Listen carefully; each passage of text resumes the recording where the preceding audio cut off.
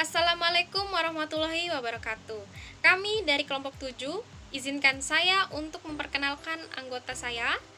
Di sini saya sendiri Nabila Fadia dan anggota saya ada Meilani, Anggi, dan Winda. Assalamualaikum warahmatullahi wabarakatuh. Perkenalkan, nama saya Melani Maudina Nurhadi dari mahasiswa Setia Madani Balikpapan S1 Akuntansi Pagi semester 5. Assalamualaikum warahmatullahi wabarakatuh. Saya Anggi Arista dengan NIM 14119007. Assalamualaikum warahmatullahi wabarakatuh. Perkenalkan, saya Winda dengan NIM 14119022. Di sini kami akan menjelaskan tentang aktualisasi diri. Apa itu aktualisasi? Aktualisasi merupakan tingkat tertinggi dari kebutuhan yang dimiliki seseorang setelah kebutuhan pokok berupa fisiologi, keamanan, dan lain-lain. Aktualisasi diri sebagai bagian dari proses tumbuh kembangnya seseorang untuk menekankan pada pertumbuhan diri sebagai pengembangan diri. Aktualisasi diri ini juga bisa disebut sebagai kebebasan berkeinginan, motivasi, dan mengembangkan potensi diri. Baik, di sini ada teori dari Abraham Maslow. Ada 5 tingkat kebutuhan dasar menurut Abraham Maslow sebagai berikut. Yang pertama yaitu kebutuhan fisiologis seperti makanan, minuman, tidur, ataupun pakaian. Yang kedua, kebutuhan keamanan dan juga keselamatan, seperti adanya rasa aman dan kebutuhan dari bahaya fisik dan emosi. Yang ketiga, kebutuhan rasa memiliki dan kasih sayang, seperti bersahabat, keinginan memiliki pasangan dan keturunan, serta kebutuhan untuk dekat pada keluarga. Yang keempat yaitu kebutuhan terhadap penghargaan, seperti pencapaian, status, tanggung jawab, serta reputasi. Yang kelima yaitu kebutuhan aktualisasi diri, seperti pengembangan diri dan pemenuhan ideologi. Menurut ahli, yang pertama, Abraham Maslow. Abraham Maslow dikenal sebagai pelopor aliran psikologi humanistik. Maslow percaya bahwa manusia bergerak untuk memahami dan menerima dirinya sebisa mungkin. Teori yang sangat terkenal sampai dengan saat ini adalah teori tentang hierarchy of needs atau hierarki kebutuhan. Yang kedua, Maslow dalam Surna tahun 1994 menyebutkan bahwa aktualisasi diri merupakan dorongan atau motivasi berupa bawaan dan keinginan yang dibawa sejak lahir, yaitu untuk berada demi keberadaan itu, berbuat demi perbuatan itu, merasa demi perasaan itu. Pribadi yang beraktual merupakan pribadi yang sudah memenuhi tingkat-tingkat keinginan itu, bukan seseorang yang manusia super. Faktor-faktor yang mempengaruhi aktualisasi diri terdiri atas 2 faktor. Yang pertama, faktor internal, di mana faktor internal ini terbagi atas 2, yaitu ketidaktahuan akan potensi diri. Yang kedua, perasaan ragu dan takut untuk mengungkapkan potensi diri sehingga potensinya tidak dapat terus berkembang. Kedua, faktor eksternal terdiri atas 3, yaitu faktor budaya, di mana masyarakat tidak mendukung upaya aktualisasi potensi diri seseorang karena perbedaan karakter, yaitu pada kenyataan lingkungan masyarakat tidak sepenuhnya menunjang upaya aktualisasi diri warganya.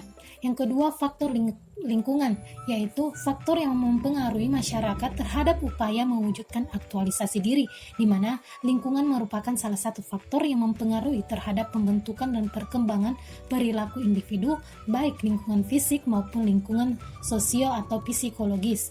Yang ketiga, yang terakhir, pola asuh orang tua, di mana pola asuh ini dapat mempengaruhi keluarga dan membentuk aktualisasi diri anak sangat berarti, di mana banyak faktor dalam keluarga yang ikut berpengaruh dalam proses perkembangan anak. Ciri-ciri aktualisasi diri, di mana terdiri atas 14. Yang pertama, mampu melihat realitas secara lebih efisien. Yang kedua, penerimaan terhadap diri sendiri dan orang lain apa adanya.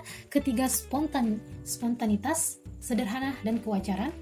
Yang keempat, terpusat pada persoalan. Yang kelima, membutuhkan kesendirian. Yang keenam, otonomi, kemandirian terhadap kebudayaan dan lingkungan. Ketujuh, kesegaran dan apresiasi yang berkelanjutan. Kedelapan, kesadaran sosial. Kesembilan, hubungan interpersonal. Kesepuluh, demokratis. Kesebelas, rasa humor yang bermakna dan etis. Kedua-belas, kreativitas. Ketiga-belas, independensi. Dan yang terakhir, pengalaman puncak. Baik, selanjutnya saya akan menjelaskan mengenai hambatan dalam pencapaian beraktualisasi diri. Hambatan yang pertama yaitu berasal dari dalam individu, yaitu berupa ketidaktahuan, keraguan, dan bahkan juga rasa takut dari individu untuk mengungkapkan potensi-potensi yang dimilikinya. Perubahan ini hanya dapat terjadi jika seseorang mengetahui potensi yang ada dalam dirinya, kemudian mengarahkan potensi itu kepada tindakan tepat dan teruji. Kedua, hambatan yang berasal dari luar atau masyarakat, yaitu berupa kecenderungan mendepersonalisasi individu, perpresesian sifat-sifat, bakat, atau potensi-potensi. Hambatan ini dapat berasal dari masyarakat, keluarga, maupun kebudayaannya. Hambatan yang ketiga berasal dari pengaruh negatif. Alasan lain juga menjadi penyebab kegagalan pencapaian aktualisasi diri adalah apa yang disebut Maslow sebagai zona kompleks. Hal tersebut mengacu kepada ketakutan-ketakutan dan keraguan-raguan terhadap kemampuan yang kita miliki. Secara bersamaan, kita merasa takut dan gentar dengan kemungkinan-kemungkinan tertinggi yang kita miliki. Tetapi dalam semua hal itu, ketakutan merupakan penyebab utama. Selanjutnya, cara yang bisa dilakukan untuk mencapai aktualisasi diri.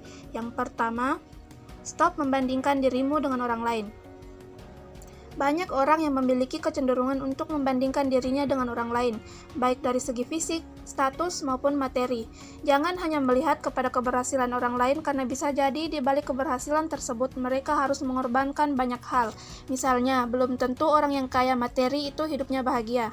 Bisa jadi di balik kekayaannya, keluarganya tidak seharmonis dengan keluargamu. Yang kedua, kenali dan cintai dirimu sendiri.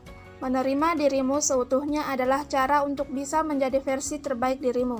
Terima semua karakter, kelebihan, dan kekuranganmu. Yang ketiga, bertanggung jawablah atas tindakanmu dan milikilah integritas diri yang baik. Ambillah keputusan sesuai hati nuranimu dan bukan karena paksaan orang lain. Yang keempat, terapkan pola pikir positif dan nikmati setiap momen dalam hidupmu. Cara yang terakhir yaitu jangan berhenti karena perjalanan hidup tidak akan pernah berakhir. Aktualisasi diri adalah mengetahui bahwa kamu tidak akan pernah berhenti untuk tumbuh dan berkembang sebagai seorang individu.